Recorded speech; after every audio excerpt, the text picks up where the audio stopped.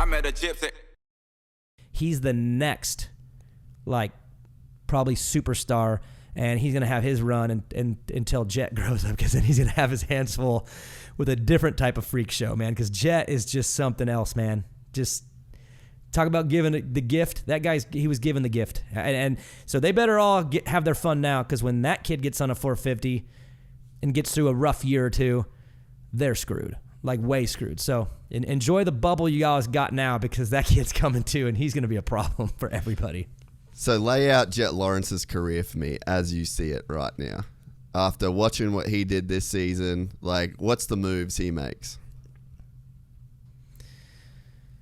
Okay, this is just guessing with some inside knowledge on what I think the thought is. I think he's waiting for Kenny.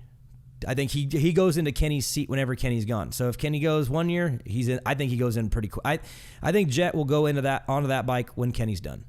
So based on Kenny's future, I don't know when it will happen, but I would say as a guess, let's get one more year out of Kenny, 2022.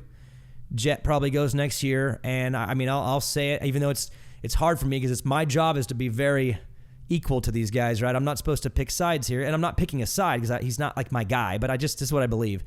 I believe he hammers them next year in Supercross. Like he's gonna wax everybody, and if you think you have a title chance, I suggest you go to the other coast. He's gonna win whatever one he's on. That's what I think, and I think he probably goes right in the 450, doesn't even defend, goes right up. Probably has a rough year. We've seen some rough stuff out of him, right? That kid has taken some licks. We see that for a year or two, and then lights out. Honestly, I mean, this is crazy, and some might not agree with me, and I guarantee a lot do, though. He is like the next McGrath, where he's going to go and win who knows how many, like a lot for a long time, until he's bored. I really do. I just think he was given the gifts that everybody. He's got the Travis Pastrana gifts. He's got the Stewart gift. He's got the work ethic, from what I understand. 17-year-old kid works hard. I think he's got all of it.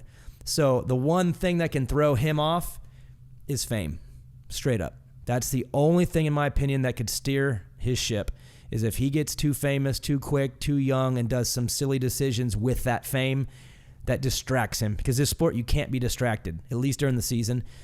My only word for him is that he is going to explode very fast, and as long as he has good people around him, which I know he does, they will keep that contained, because if that gets out and he becomes like a figure and lives into it and plays into it too much, that could steer the course. But if not, they're screwed, straight up.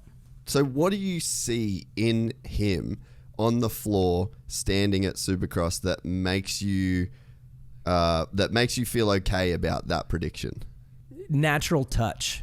And I've said that for a while now. There's something weird about the way he rides, where he feels the ground differently. He doesn't scrub everything, doesn't whip. He's not some kind of, like, when you see Faulkner ride, you're just like, damn, right? Because he is just, he makes your heart rate go up. He reminds me of like a Villapoto type. Put him in that corner, that just the woo. Jett doesn't do anything like that. It's this weird natural feel to the ground like Stewart had, but like this talent like Pastrana had, where he could pull some shit off that is like, I don't even know how his brain even knows what he did. I don't even know if he does know what he does sometimes.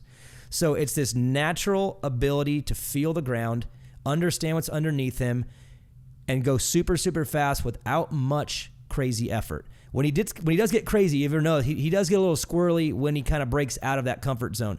But his natural comfort zone is like better than everybody. And I just look at his age, and I'm thinking, for you to be that young, and I mean, I remember being 17. Do you? Dude, barely. To be 17. I was fucking drunk. And have that. Dude, to be 17 and have that much understanding of what's going on. Just some people are freaks. Yeah. And I'll say it in a positive. So hopefully no one takes that offensively. He's a freak show, man. He has natural gifts that no one else has. It's going to be harder for everyone else to do what he does in his sleep. And he's a kid. And I'd be scared to see him on a 450. Because again, you talk about that feeling on the ground and understanding the dynamic. And it's like he understands angles different. Yeah. You put someone like that on a 450, I don't know if we have anyone all the way like that. Even Chase does some really cool things, but I don't know if he's got that thing. There's this weird little thing that Jett has that I don't think anyone else has.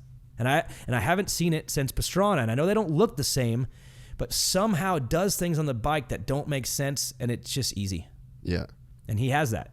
And so again, keep him tight. I think you got something there, but he's young, and the fame it's going to come in very, very fast. It already is, but as long as the family stays involved, because I know he's very involved with his parents. After the races, he's in the lobby with mom and dad. As long as they keep that and keep him with them, keep the family as the thing. Hunter needs to be involved too. If they keep the family together, those brothers are going to do some special shit in the sport. But if they break out and start living into it, I think that screws everybody. I mean, we see that happen in the sport all the time. If you get caught up in your own success, dude, it could bite you quick. So he's going to have a lot of it early, and he's young, and chicks are coming. What's coming his way. I mean, that dude's going to have his choice of whatever he wants someday. Family needs to stay involved heavy, and if they do, this dude will be maybe one of the baddest dudes to ever do it. But that's the only thing that concerns me.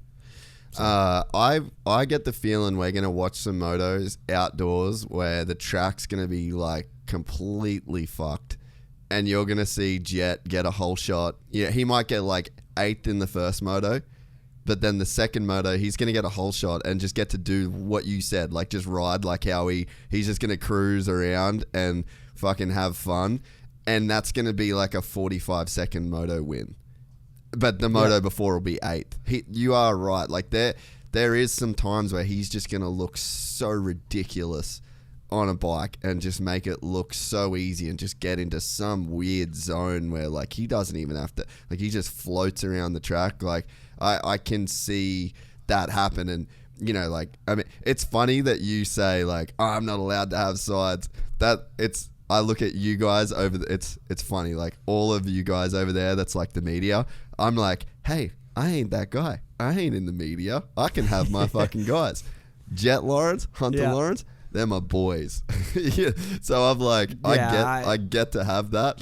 It's funny that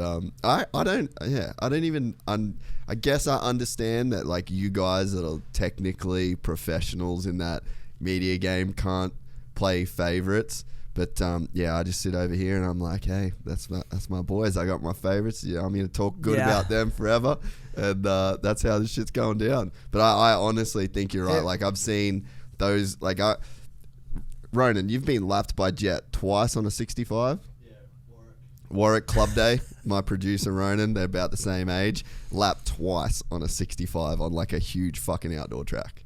It's just like forever, man. That kid's just been a freak. If you enjoyed this content, please like and subscribe. And to listen to the full 3-hour podcast, search Gypsy Tales in your favorite podcast platform or click the link in the description below. Gypsy Gang.